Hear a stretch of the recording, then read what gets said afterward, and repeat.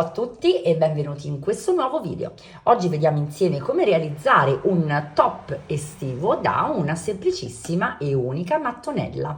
Prima di poterlo fare vi invito a iscrivervi al canale qualora non lo aveste ancora fatto e a seguirmi su tutti i miei social, vi lascio il link in descrizione.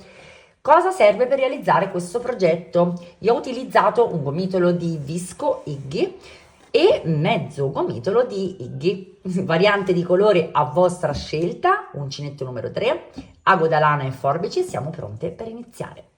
Vi mostro il procedimento con un classico cotone Iggy, ma vale per tutti i filati, come sappiamo. Realizziamo un cerchio magico, una catenella e altre due che ci vanno a sostituire la nostra prima maglia alta.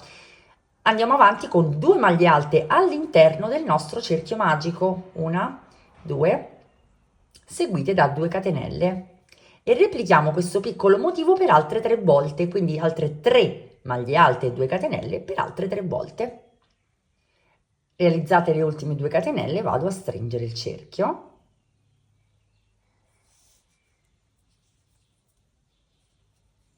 e chiudo nella terza catenella di inizio con una maglia bassissima.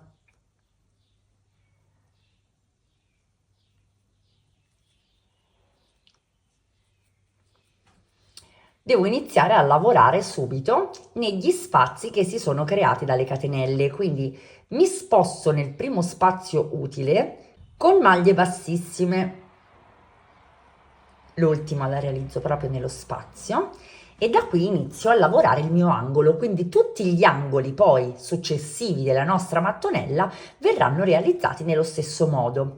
3 catenelle se siamo all'inizio del giro, altrimenti una maglia alta, e altre 2 maglie alte, 2 catenelle e nello stesso spazio 3 maglie alte. È un aumento di tutto rispetto realizzato col classico motivo granny. 3 maglie alte, 2 catenelle, 3 maglie alte che andranno ripetute in tutti gli angoli. Filo sull'uncinetto, spazio successivo, 3 maglie alte, 2 catenelle, 3 maglie alte e lo ripetiamo per altre 2 volte. Ci chiudiamo nella terza catenella di inizio giro con una maglia bassissima e possiamo iniziare il nostro terzo giro.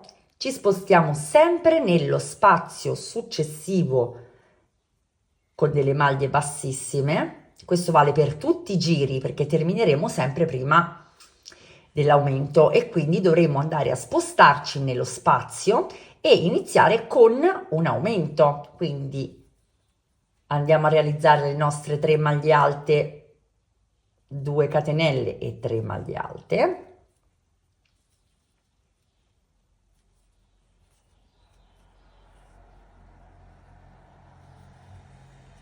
Due catenelle e adesso ci troviamo davanti uno spazio prima dell'angolo, quindi tutti i giri successivi andranno lavorati con un aumento negli angoli e 3 maglie alte, 1, 2 e 3 e 2 catenelle in ognuno degli spazi che poi intercorreranno ingrandendo la mattonella tra un angolo e l'altro, quindi è molto semplice, è quasi meccanico.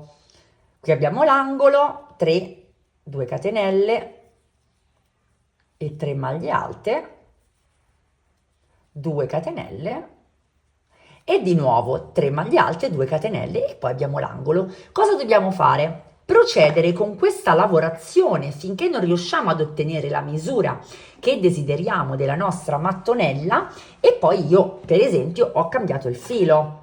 Vi faccio vedere.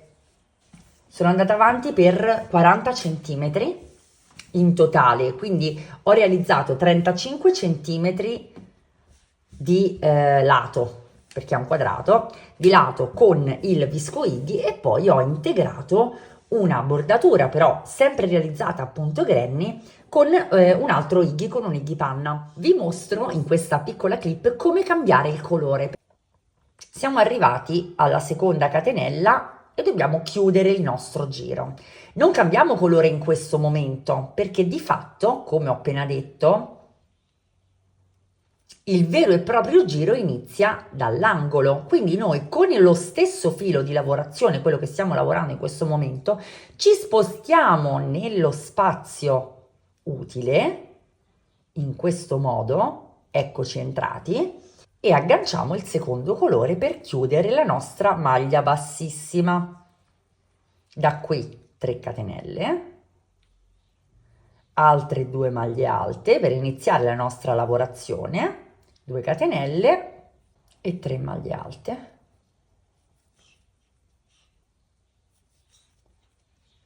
Ed ecco qui, non si vede assolutamente nulla. Una volta raggiunta la dimensione desiderata, dobbiamo andare ad apporre i nostri laccettini e quindi scegliamo uno degli angoli e facciamo partire dal foro dell'angolo 2 catenelle molto semplici. Vedete, io l'ho tagliata molto corta e ho realizzato, nel mio caso, 2 catenelle indipendenti che partono però dallo stesso punto, tagliando il filo di volta in volta, di 50 maglie per realizzare i laccettini che poi andranno al collo. Successivamente mi sono occupata dei fianchi e quindi sempre in concomitanza del foro ho realizzato una catenella per lato, sempre di 50 maglie. Ovviamente il consiglio che vi do è quello di provare il vostro top e vedere se il grado di chiusura vi piace, altrimenti potete andare avanti con la realizzazione e l'apertura della mattonella. In alternativa possiamo andare a ridurre o aumentare il laccettino, non siamo fatte tutte uguali, quindi l'importante è che vi accertiate che la coprenza anteriore vi soddisfi, dopodiché ci regoleremo con le catenelle per andare a chiudere la nostra maglia, il nostro top. Io spero che questo tutorial vi sia piaciuto, è molto semplice come vedete e con pochissimo tempo e pochissimo filato ci siamo praticamente vestite. Sicuramente realizzerò anche una gonna con questa tecnica che è già in cantiere e quindi spero di aver fatto cosa gradita. Fatemi sapere che cosa ne pensate nei commenti, vi invito come sempre a iscrivervi al canale quando non l'aveste ancora fatto e a seguirmi su tutti i miei social, vi lascio il link in descrizione e vi auguro una fantastica settimana, ci vediamo lunedì prossimo con un nuovo tutorial.